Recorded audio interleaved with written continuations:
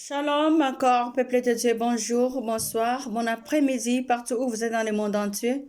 Aujourd'hui, Dieu m'a donné un bon message pour toi. Il m'a dit de te dire que tu es différent, ok?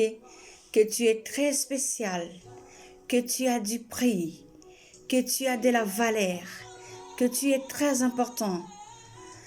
Ta situation est différente de l'autre. Alléluia. Il m'a dit de te dire que tu n'es pas n'importe qui. Il a un plan merveilleux pour toi. Il a un plan de bonheur pour toi. Il a un plan spécial. Il a un plan extraordinaire. Tu es différent de ton frère. Tu es différent de ta mère. Tu es différent de ton petit frère ou de ton grand frère. Tu es différent de ton cousin. Vous pouvez naître d'une même famille, mais vous n'êtes pas égaux. Chacun est différent de l'autre. Alléluia. Prions ensemble en suivant cette cantique. Que Dieu nous inspire encore et encore pour comprendre cette parole, pour comprendre de quoi est-ce qu'il veut nous parler cet après-midi, pour comprendre sa volonté. Remettons entre ses mains, tournons nos regards vers lui et que le Saint-Esprit puisse prendre contrôle de toutes choses, de ces moments, de cette parole qu'il nous inspire encore, qui renouvelle notre intelligence et notre conscience, afin que tout ce que nous allons parler, ça soit pour sa gloire, pour son honneur, pour le glorifier encore. Alléluia. Tu es Yahweh. Tu es Yahweh, Alpha et Omega. Tu es Yahweh, Alpha et Omega. Oh bien-aimé, j'aimerais que tu chantes avec moi. J'aimerais que tu pries avec moi. Parce que le Seigneur m'a dit que tu es différent. Tu es très spécial. Tu as du prix. Tu as de la valeur. Et tu as trouvé grâce à ses yeux. Il va t'expliquer aujourd'hui que tu n'es pas n'importe qui. Que tu n'es pas comme ton frère. Tu n'es pas comme les autres qui ont échoué. Là où les autres échouent, toi tu vas réussir. Là où les portes sont fermées pour les autres, pour toi les portes seront ouvertes. Là où les gens sont bloqués, toi tu n'auras pas cette bloc. Tu es différent, bien-aimé. Tu es différent. Tu es différent, bien-aimé. Tu es différent. Et il a un plan de bonheur, un plan merveilleux, un plan extraordinaire pour toi ce soir. Alléluia. Soyez connectés, restez connectés dans sa présence. Restez connectés, ouvrez les oreilles spirituelles pour comprendre sa parole. Que ton intelligence s'ouvre maintenant. S'ouvre maintenant. S'ouvre maintenant. Saint-Esprit, prends le contrôle de toutes choses. Oh Saint-Esprit, l'ami fidèle et le paraclet. Alléluia. Oh Jésus, je vais t'adorer, je vais t'élever, je vais te rendre gloire. Maintenant, nous voulons manger la nourriture spirituelle, Père. Ouvre notre esprit, ouvre notre intelligence. Seigneur, là où il y a l'esprit de résistance, je le brise au nom de Jésus. Là où il y a les voyages de pensée, je le brise au nom de Jésus. Là où il y a l'esprit négatif, je le brise au nom de Jésus. Je déclare, Jésus, je déclare en vertu de l'autorité que tu m'as conférée, de détruire, de neutraliser, de paralyser tout esprit de voyage de pensée, tout esprit de compréhension spirituelle. Je les neutralise dans le nom puissant. Je les brise dans le nom de Jésus. Seul ton nom soit élevé. Donne-nous l'intelligence. Donne-nous la sagesse divine pour comprendre les choses de Dieu, pour comprendre ta volonté dans nos vies, pour comprendre ce que tu veux nous communiquer ce soir. Nous voulons te voir en œuvre, Saint-Esprit. Prends contrôle, Esprit de Dieu, Esprit puissant, Esprit de gloire, Esprit glorieux, Esprit d'amour, Esprit de paix. Oh, merci Jésus. Tu es Yahweh. Tu es Yahweh, tu es Yahweh, tu es Yahweh, Alpha, Oméga, le commencement et la fin, celui l'éternel des armées, alléluia. Tu es Yahweh, Alpha, Oméga, Alpha, Oméga. Sans plus tarder, bien-aimés, nous allons ouvrir nos Bibles dans le livre des Actes des Apôtres, chapitre 12, verset 1. Commençons par le verset 1 et allons de petit à petit jusqu'à ce que nous devons arrêter. Alléluia. La Bible dit dans le livre des Actes, chapitre 12, verset 1, je m'en vais lire. Vers le même temps, le roi Hérode se mit à maltraiter quelques membres de l'Église. Il fit mourir par l'épée Jacques, frère de Jean. Connaissons tous bien, Jean c'était le disciple que Jésus aimait beaucoup. Alléluia. Voyant que cela était agréable aux Juifs, il fit encore arrêter Pierre. Oh, c'était pendant le jour de pain sans levain. Après l'avoir saisi et jeté en prison, il est mis sous la garde de 4 escouades et 4 soldats. Chacune avait l'intention de les faire comparaître devant le peuple après la Pâque. Pierre donc était gardé dans la prison et l'Église ne cessait d'adresser pour lui des prières à Dieu. Je répète cet verset 5. Pierre donc était gardé dans la prison et l'Église ne cessait d'adresser pour lui des prières à Dieu. La nuit qui précéda le jour où l'Hérode allait le faire comparaître, Pierre, lié de 2 chaînes, dormait entre 2 soldats et 2 sentinelles. Devant la porte gardait la prison. Et voici un ange du Seigneur survint et une lumière brilla dans la prison. L'ange réveilla Pierre en le frappant au côté et en disant « Lève-toi promptement ». Les chaînes tombèrent de ses mains. Verset 7. Et voici un ange du Seigneur survint et une lumière brilla dans la prison. L'ange les réveilla. Pierre, en le frappant au côté et en disant « Lève-toi promptement ». Les chaînes tombèrent de ses mains. Et l'ange lui dit « Mets ta ceinture et tes sandales ». Et il fit ainsi. L'ange lui dit encore « Enveloppe-toi de ton manteau et suis-moi ». Alléluia. Alléluia. Dieu est bon, il est merveilleux. Pierre sortit et le suivit, ne sachant pas que c'est ce qui se faisait par l'ange fut réel.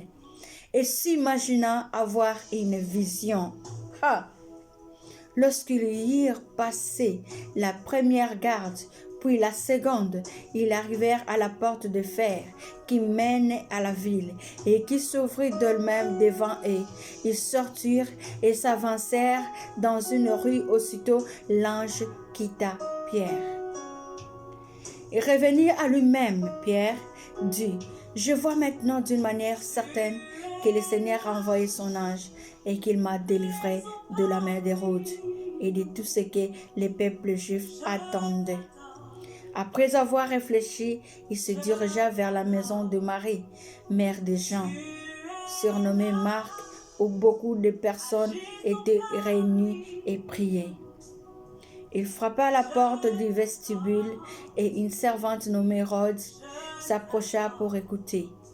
Elle connut la voix de Pierre et dans sa joie, au lieu d'ouvrir, elle courut annoncer que Pierre était devant la porte.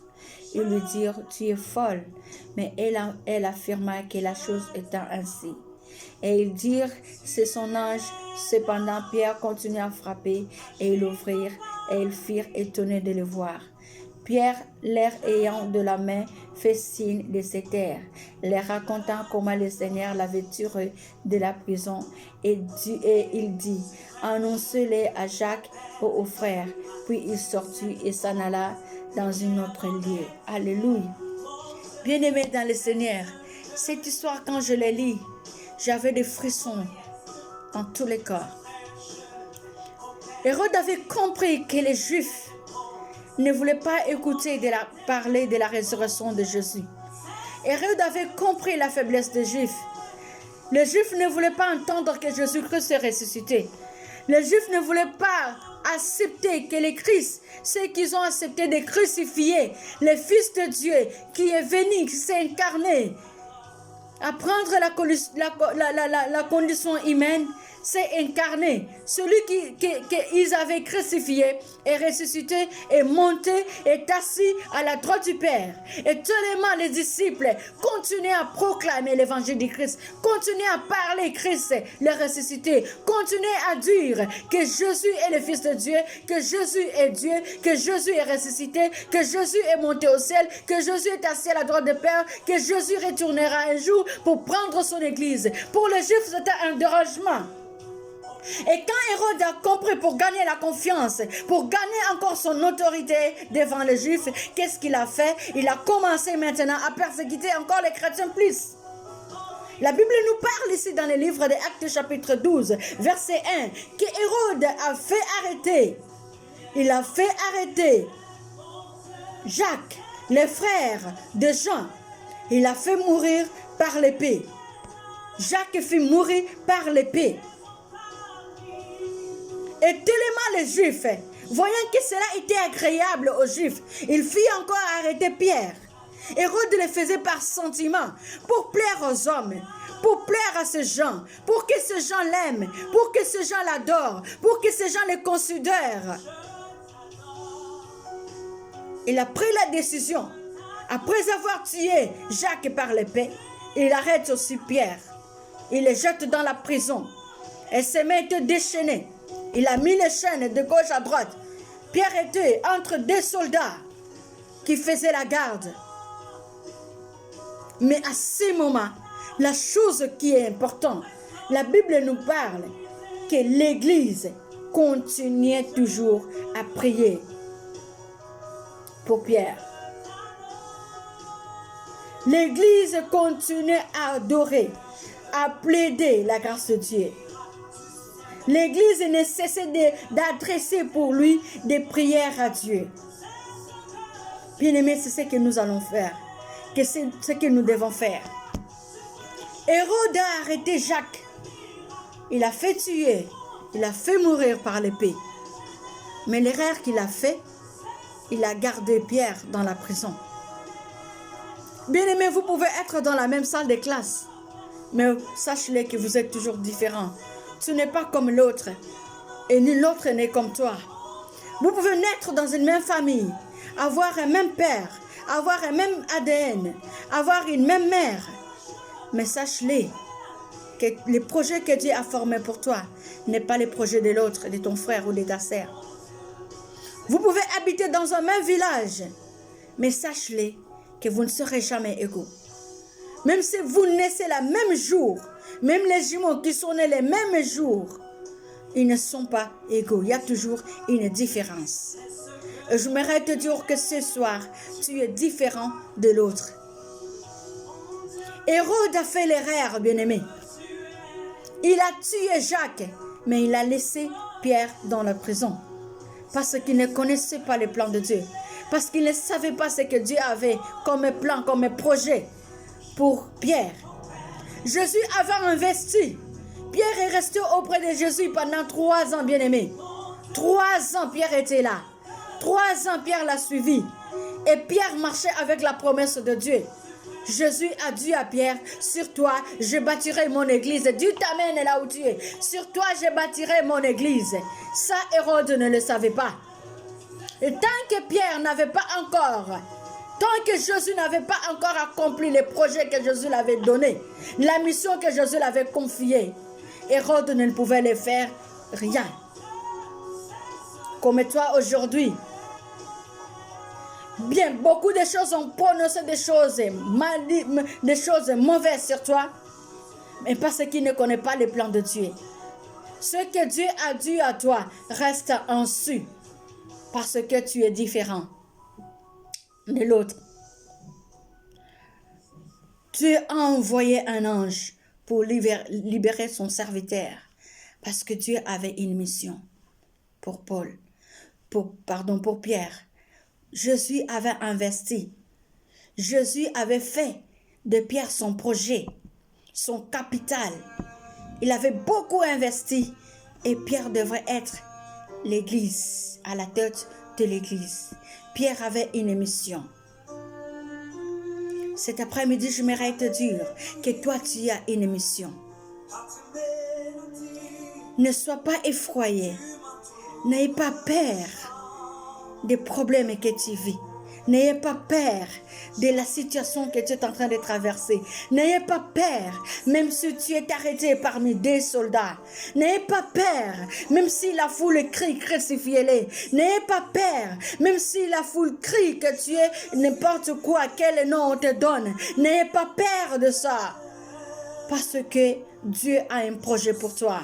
Et tant que tu n'as pas encore réalisé, tant que tu n'es pas encore arrivé au terme de ces projets, sache-le que Dieu te protégera toujours. Hérode pensait que pour Pierre, c'était terminé.